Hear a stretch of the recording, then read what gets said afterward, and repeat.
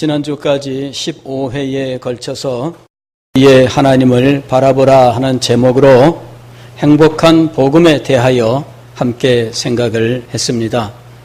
행복한 복음은 행복하신 하나님으로부터 시작하는 것입니다. 행복한 하나님, 즉 성부, 성자, 성령은 사랑으로 서로 교제하면서 그 안에서 완전한 행복과 기쁨과 만족을 누리시는 분이신데, 이 하나님께서 온 세계 만물을 창조하셨습니다. 그리고 특별히 인간은 하나님의 형상으로 만드셔서 인간은 하나님과 사랑의 교제 속에서 한량없는 은혜를 누리며 행복하게 사는 존재로 지음을 받은 것입니다. 그러나 인간이 하나님의 언약을 깨뜨리면서 하나님께 범죄하였고 그로 말미암아 타락하고 죽음과 멸망의 길을 가게 되었습니다. 하나님께서는 이 비참한 죽음과 멸망 속에 있는 죄인들을 불쌍히 여기셔서 창조 전에 그들을 위한 구원의 계획을 세우셨는데, 그것은 두 개의 언약으로 이루어져 있습니다. 하나는 성부와 성자 사이의 언약으로서 구속의 언약이라고 했고, 다른 하나는 구속의 언약을 근거하여 죄인들에게 선포하신 은혜의 언약이라고 말씀을 드렸습니다. 성부와 성자 사이에 죄인들의 구원을 위한 계획이 세워졌습니다. 죄인들을 대신하는 누군가가 그 죄를 대신 감당해서 죄인들의 죄값을 모두 치르고, 그리고 이 사실을 믿는 자들에게는 죄사함과 생명과 하나님의 자녀됨, 행복의 완전한 회복을 허락해 주신다는 계획이었습니다. 그리고 이 일을 감당할 분으로 성자 자신이 친히 중보자가 되셨던 것입니다. 하나님께서 죄인들을 구원하시는 이 일을 위하여 중보자 자신이 보증인이 되시고 중보자 자신이 담보물이 되셨던 것입니다. 그래서 중보자 자신이 죄인들을 대신하는 죄인이 되셨고 십자가 위에서 모든 죄값을 다 치르신 겁니다.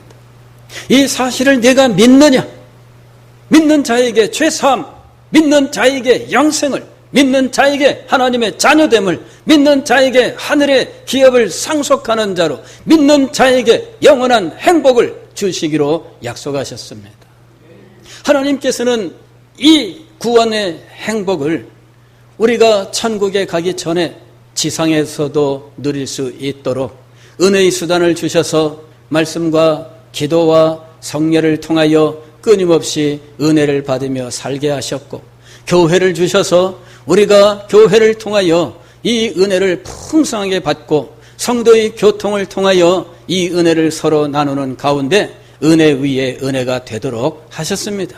더 나아가서 영원한 천국의 행복을 소망하되 지상에서 하나님과 사랑의 교제 속에서 살아가게 하셨습니다. 이것이 우리가 15주에 걸쳐서 생각했었던 행복한 복음의 내용입니다. 그러나 이 복음을 듣고 우리가 한 가지 생기는 의문이 있습니다. 하나님의 사랑 속에서, 하나님의 사랑의 교제 속에서 참 행복을 누리는 것은 내가 믿는데, 그리고 지상에서 그것을 누리게 하셨다는 것은 믿는데, 그럼에도 불구하고 내 삶에 이 힘들고 어려움, 고난과 고통은 사라지지 않는다 하는 것입니다. 이 문제로 인해서 우리는 늘 고통을 겪고 있습니다. 아마 이 자리에 계신 여러분들도 남에게 말은 못하지만 그러나 자신만의 아픔과 고통을 가지고 늘 괴로워하는 가운데 있는 분들도 많이 계신 줄로 생각합니다. 그래서 말씀을 들으면서 늘 마음속에 그런데 내 문제는 이라고 하는 이런 의문이 늘 떠나지 않는다는 것이죠. 오늘 우리는 이 시편 37편의 말씀을 통해서 이것에 대한 하나님의 답을 함께 생각하기를 원합니다. 행복한 복음을 내가 알고 믿고 행복한 하나님 교제 속에서 행복을 누려야 한다는 것은 아는데, 그러나 현실은 행복하지 않습니다. 우리가 여기서부터 지금 출발을 해야 돼요. 그러나 현실은 행복하지 않습니다. 시편 37편 1절 2절도 보게 되면 시인은 행복하지 않은 사람들에 대해 말씀합니다. 악을 행하는 자들 때문에 불평하지 말며 불의를 행하는 자들을 시기하지 말지어다. 여기 악을 행하는 자, 불의를 행하는 자들은 교도소에 있는 사람을 말하거나 혹은 무슨 범죄 단체를 조직한 아주 험악한 사람들을 말씀하는 것이 아닙니다. 여기 말하는 악을 행하는 자들, 불의를 행하는 자들이란 이스라엘 백성들을 말하는 거예요. 우리 이웃에, 우리의 친척, 우리의 형제 자매들, 이 사람들 가운데 하나님의 말씀을 마음에 두지 않고 하나님의 말씀을 붙들고 믿음으로 살지 않는 사람들을 가리켜서 악을 행하는 자들, 불의를 행하는 자들이라고 말씀하고 있는 거예요. 이 사람들도 명목상 하나님의 백성들입니다. 이 사람들도 기독교 문화 속에 있으며 이 사람들도 교회의 생활 속에 있습니다. 그러나 하나님이 그 마음의 중심에 없습니다. 하나님의 말씀이 살아 역사하지 않습니다. 하나님의 말씀에 순종하면서 그 뜻을 이루고자 하는 열심이 마음속에 없습니다. 여기 악을 행하는 자들은 범죄자로서 교도소에 있는 사람을 말하는 것이 아닙니다. 불의를 행하는 사람들은 범죄단체를 조직한 갱단을 말하는 것이 아닙니다. 하나님을 믿는 믿음을 가졌다고 고백하고 그리고 그와 같은 의식 속에서 늘 만날 수 있는 사람들이에요. 다만 그들은 자신의 마음과 삶 속에서 하나님의 말씀을 붙들고 진정으로 순종하며 살아가려고 하는 의지가 없는 사람들이에요. 그래서 믿음의 형식은 가지고 있지만 그러나 그 마음속에 참된 믿음의 능력은 없는 사람들을 가리키고 있는 것입니다. 다시 말씀을 드리면 믿음으로 살기 위해서 주일 출석, 주일 성수하고 11조도 드리고 가정 예배도 드리고 모든 일들은 다 하는데 그러나 생활은 힘들고 어려워요. 근데 그거 안 해. 주일날도 놀러 간다고 빠지고 어디 간다고 늘 가고 이 사람은 주일날은 주일날대로 어떤 날은 교회도 오고 어떤 날은 놀러도 가고 정말 자유롭게 살아요. 나는 주일날 한 번도 안 빠져. 저 사람은 봉사하는 부서도 없어요. 나는 봉사하는 부서 있어가지고 늘 봉사한다고 시간을 쓰고 마음을 쓰고 재물도 바치고 그런데 원망도 듣고 속상한 일도 많아요. 일을 안 하면은 그런 일도 없는데 저 사람은 편안해요. 생활도 괜찮아요.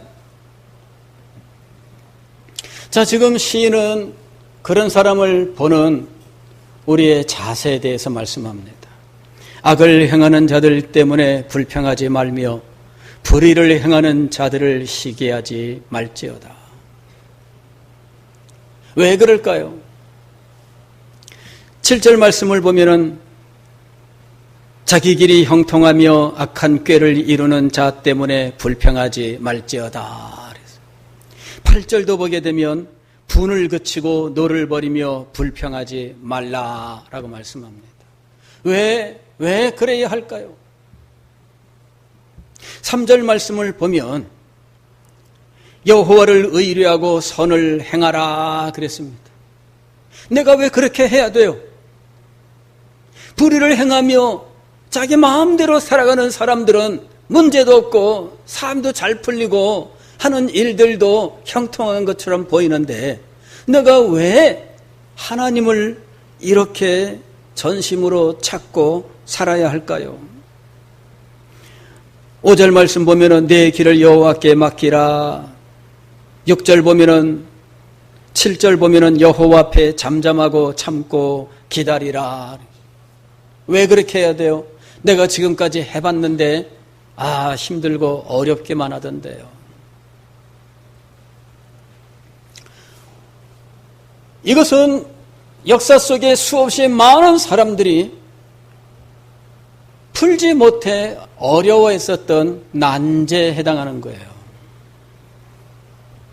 자, 오늘 시인은 이 문제에 대하여 우리에게 어떤 답을 주느냐 하면, 우리는 우리의 삶을 평가할 때 현재라고 하는 이 순간만을 기준으로 삼아서는 안 된다라고 하는 거예요. 현재가 내 삶을 평가하는 기준이 되어서는 안 됩니다. 현재의 삶을 보면 힘들고 어려울 수 있습니다.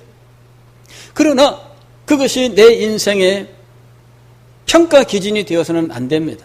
그러므로 내 인생은 끝이다. 그러므로 내 인생은 불행하다. 그러므로 내 인생은 실패와 좌절뿐이다. 이렇게 결론을 내려서는 안 된다는 것입니다.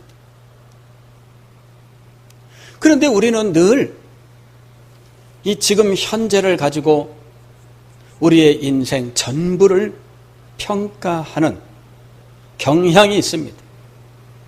우리에겐 늘 그런 경향들이 있어요. 늘 현재를 비관하고, 늘 현재를 비판하고, 늘 현재가 불행하다고 생각하므로 우리의 인생 전부가 불행하고 힘들고 어렵다, 이렇게 생각하고 있는 거예요. 우리의 인생이 바로 지금 현재만으로 평가받는다면 불평하지 말지어다, 시기하지 말지어다, 분을 그치고 노를 버리며 불평하지 말지어다, 성경의 이 모든 권면의 말씀들이 의미가 없는 거예요. 현재가 내 인생의 전부라면, 아니 어떤 사람이 믿음으로 살지 않는데 아무런 문제도 없고 잘 풀리고 사업도 잘 되고 잘 살아요. 그럴 때 그것이 그 사람의 현재의 삶이라면, 그것이 그 사람의 인생의 전부를 나타내는 것이라면, 여러분 오늘 성경의 이 권면의 말씀은 설득력이 떨어집니다.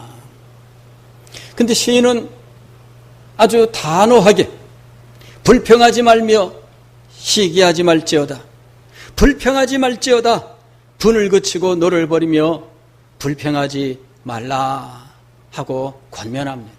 이유는 무엇일까요? 왜 시인은 네 길을 여호와께 맡기라 이렇게 말씀하실까요? 왜 시인은 여호와 앞에 잠잠하고 참고 기다리라 하고 말씀하실까요? 그것은 하나님께서 살아계시기 때문입니다. 살아계신 하나님은 가만히 계시는 분이 아닙니다. 살아계신 하나님은 역사하시는 하나님이십니다. 살아계신 하나님은 섭리하시는 하나님이시는데, 당신의 기쁘신 뜻대로 이 세상을 다스려 나아가시고 선인과 악인을 주님께서 다스려 나아가시는 거예요. 시인은 하나님께서 행하시는 일들에 대하여 증언합니다. 하나님께서 악인에 대하여 무슨 일을 하시는지, 하나님께서 의인에 대하여 무슨 일을 행하시는지 분명히 선언하고 있습니다. 그리고 이것을 서로 나란히 놓고 번갈아서 계속 말씀해요. 악인에게 의인에게, 악인에게 의인에게, 악인에게 의인에게, 시인은 계속해서 번갈아 말씀하면서 두 경우를 비교하고 있습니다. 9절 말씀을 보면은 먼저 악인에 대하여 이야기합니다. 악을 행하는 자들은 끊어질 것이니, 악을 행하는 자들은 끊어질 것이나. 그러나 의인은 어떻습니까? 의인은 여호와를 소망하는 자들은 땅을 차지하리로다. 이렇게 비교하고 있어요. 이 일이 자연스럽게 이루어지는 것이 아니라 하나님의 역사로 말미암아 일어나는 거예요. 계속해서 비교합니다. 10절 말씀 보게 되면은 악인을 먼저 이야기하죠. 잠시 후에는 악인이 없어지리니 네가 그곳을 자세히 살필지라도 없으리로다.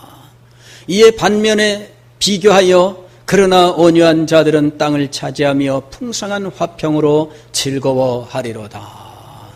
악인과 의인을 비교하고 있어요. 우리가 우리의 한정된 시간 속에 판단했던 것과는 달리 시인은 더 길고 더 큰 영역에서 시간과 공간 전부를 통해서 하나님의 역사를 보고 있는 거예요. 한정된 시간, 내가 겪는 그 순간만으로 평가해서는 안 된다라고 하는 사실을 말씀하는 거예요. 왜? 하나님께서 결국 어떻게 하시는지를 알기 때문이죠. 12절로 15절까지는 악인이 의인에 대하여 어떻게 악한 일을 꾀하는지 말씀합니다. 그러나 그 모든 시도는 성공하는 것 같으나 오히려 악인 자신에게 해롭게 돌아온다고 이야기를 해요. 악인이 의인치기를 꾀하고 그를 향하여 그의 일을 가는도다. 그러나 주께서 그를 비웃으시리니 그의 날이 다가옴을 보심이로다. 악인이 칼을 빼고 활을 당겨 가난하고 궁핍한 자를 엎드러뜨리며 행위가 정직한 자를 죽이고자 하나 그들의 칼은 오히려 그들의 양심을 찌르고 그들의 활은 부러지리로다. 말씀은 계속해서 악인과 의인을 비교합니다. 17절 말씀을 보면 악인의 팔은 부러지나 의인은 여호와께서 붙드십니다. 악인의 팔이 부러진다는 것은 뭐냐면은 승승장구하던 그 삶이 무너진다는 이야기예요. 그러나 의인은 하나님께서 붙드십니다. 의인은 환난 때에 부끄러움을 당하지 아니하고 기근의 날에도 풍족하지만 악인은 멸망하고 연기가 되어 없어지리로다. 의인은 은혜를 베풀고 나누어주는 삶을 계속 살지만 악인은 꾸고 갚지 아니한다. 꾸고 갚지 아니한다는 것은 그 사람이 심성이 나빠서 빌려간 다음에 안 갚아 이런 것일 수도 있지만, 그러나 이 말씀은 다시 한번 더 생각해야 돼요. 이 말은 뭐냐면은 갚을 능력이 안 된다 이거죠. 갚을 능력이 안 된다. 주의 복을 받은 자들은 땅을 차지하고 주의 저주를 받은 자들은 끊어지리로다. 악인과 의인을 비교하되 현재를 놓고 비교하는 것이 아니라 하나님의 역사가 있는 그 날들을 놓고 비교하고 있습니다. 시는 한 가지 사례를 이야기합니다. 내가 어려서부터 늙기까지 의인이 버림을 당하거나 그의 자손이 걸식함을 보지 못하였도다. 이 시인은 나이가 많은 분인 것 같아요.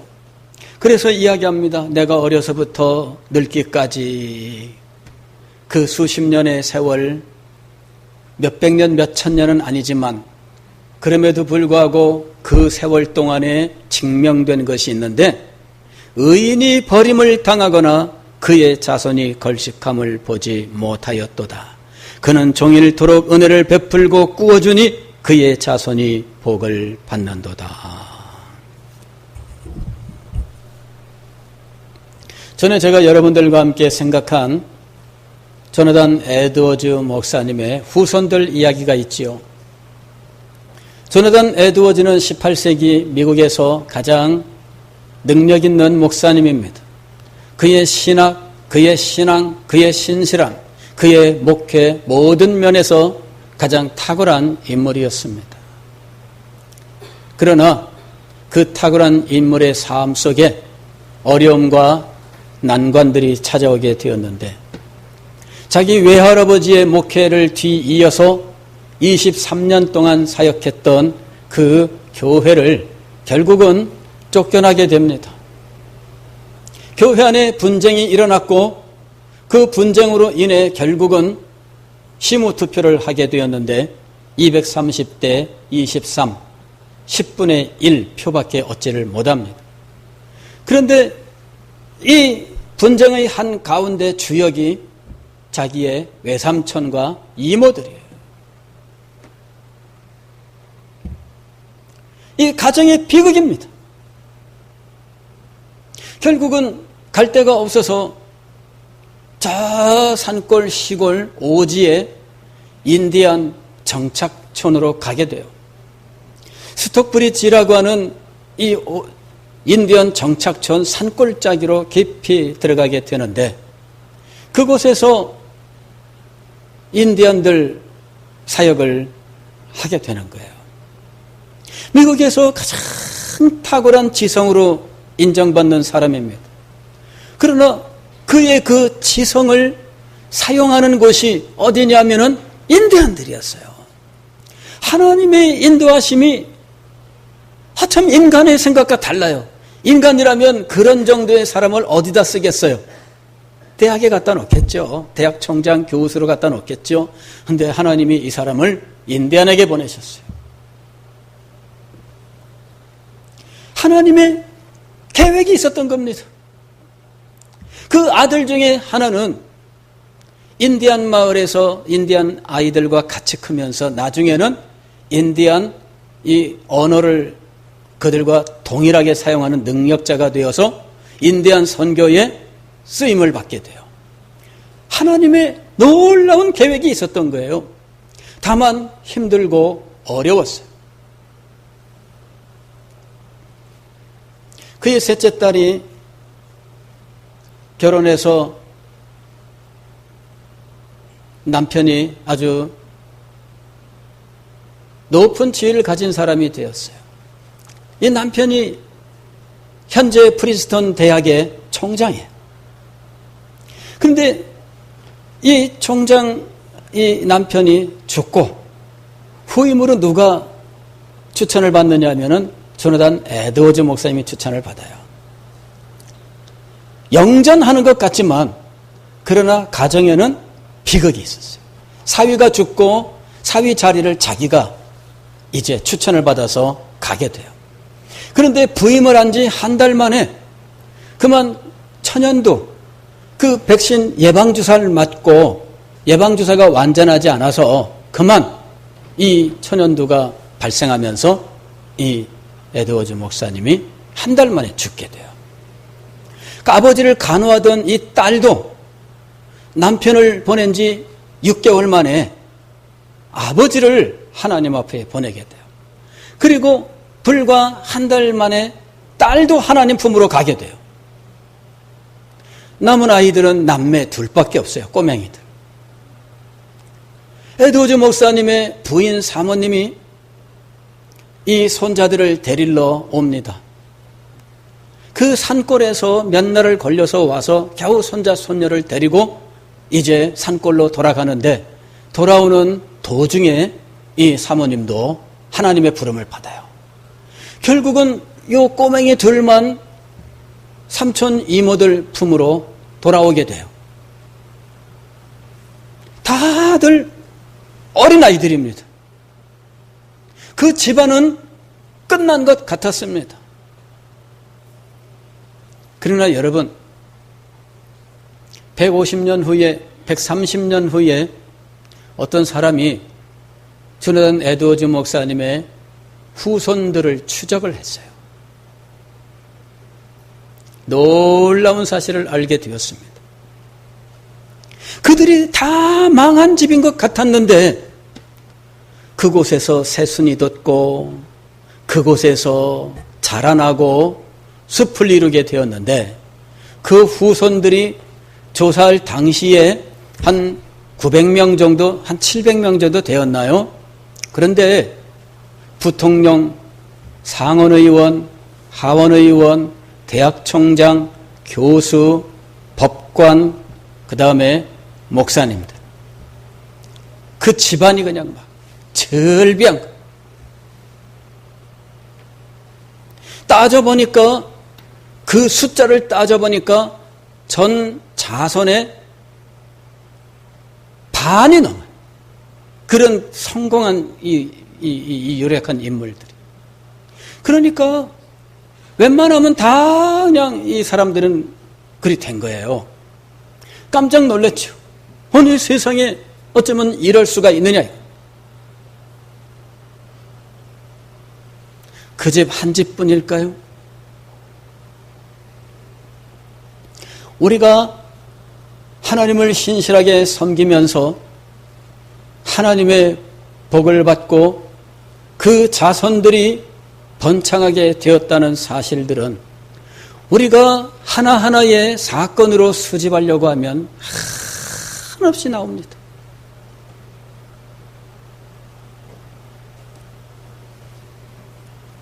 시인은 자신 있게 이야기합니다. 내가 어려서부터 늙기까지 의인이 버림을 당하거나 그의 자손이 걸시감을 보지 못하였도다. 그는 종일토록 은혜를 베풀고 꾸어주니 그의 자손이 복을 받는도다.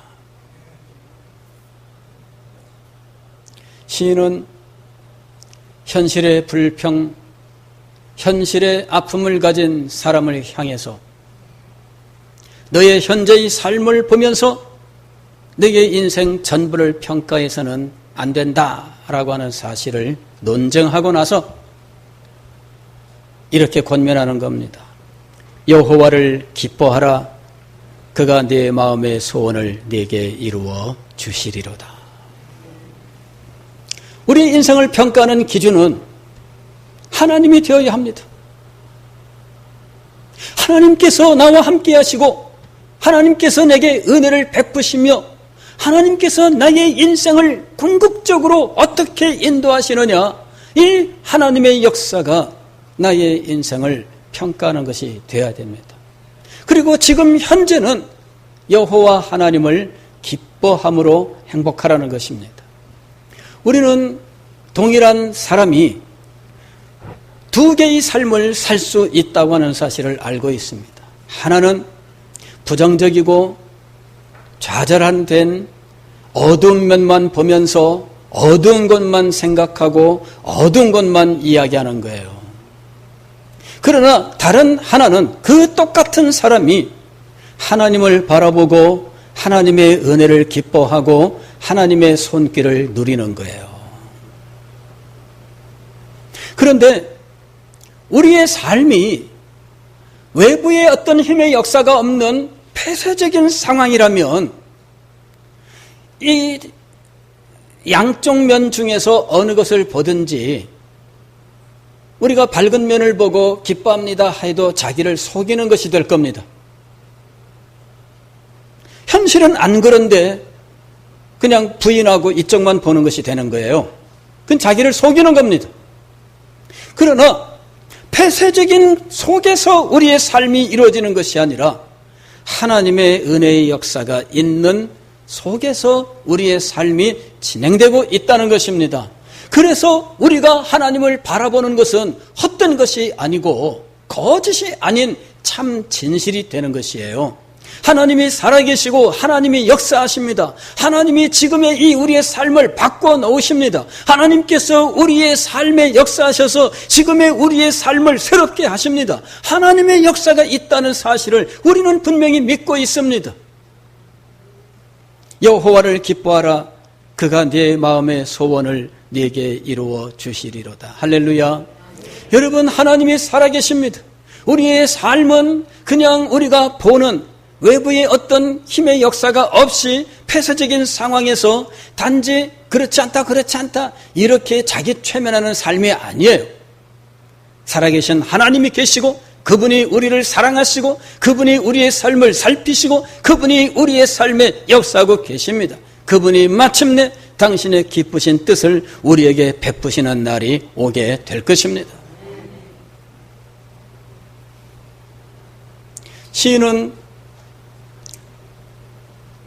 우리의 삶에 하나님이 계신다라는 사실을 계속해서 말씀하고 있습니다. 여호와를 의뢰하고 선을 행하라. 땅에 머무는 동안 그의 성실을 먹을거리로 삼을지어다. 또 여호와를 기뻐하라. 그가 내 마음의 소원을 네게 이루어 주시리로다. 네 길을 여호와께 맡기라. 그를 의지하면 그가 이루시고 내 의를 빛같이 나타내시며 내 공의를 정의의 빛같이 하시리로다. 여호와 앞에 잠잠하고 참고 기다리라. 자기 길이 형통하며 악한 꾀를 이루는 자 때문에 불평하지 말지어다. 사랑하는 성도 여러분, 현실도 하나님과 함께함으로 변화됩니다. 우리의 현실이 여기에 그냥 머물러 있지 않습니다. 하나님은 우리의 삶을 지키시는 분이시고 우리의 삶에 역사하시는 분이셔요. 문제는 무엇이냐면은 우리가 하나님을 전심으로 바라고 의지하며 기뻐하느냐 하는 거예요. 그냥 그런다 하면서 형식적으로 말고 여러분의 인격이 하나님을 기뻐하는 것으로 변화되어야 돼요. 이렇게 변화되어야 돼요. 그래, 하나님을 기뻐하자. 이렇게 한순간의 결심이 아니라 여러분 자신이 하나님을 기뻐하는 사람으로 변화가 되어야 돼요. 그래서 하나님의 뜻을 이해하고 하나님이 일하시는 방식을 이해하고 하나님의 섭리와 그 약속을 믿고 하나님 우리에게 베푸시는 어떤 것들이든지 감사하고 기뻐하면서 살아갈 수 있어야 돼요. 주님께서 살아계시고 역사하시는 거예요. 이것을 하지 못한 채 불평만 하고 불만을 품고 시기하고 질투하고 하면서 살아가고 있는 거예요.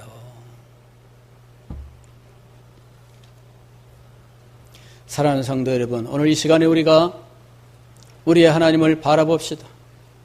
우리의 하나님을 바라보는 것이야말로 우리의 삶을 행복하게, 우리의 삶을 변화시키는 길인 것을 확신할 수 있기를 바랍니다.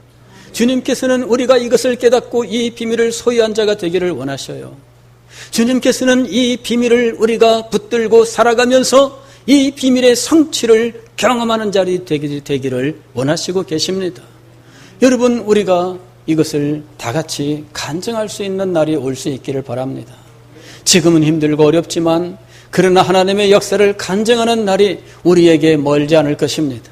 그날에 우리는 하나님의 영광을 찬양하고 하나님의 선하심을 노래하면서 어느 누구에게든지 우리 하나님을 증거하게 될 것입니다. 그리고 하나님께서 우리의 삶 속에 역사하셨음을 이 땅에 있는 모든 사람들이 알고 그 하나님을 나도 함께 섬기자, 그 하나님을 나도 믿자, 우리와 함께 나아가자 우리에게 찾아와서 요청하게 될 것입니다. 이 영광스러운 날이 우리에게 임하기까지 언제나 주님만 바라보고 주님을 기뻐하시는 우리가 될 수 있기를 주의 이름으로 축원합니다.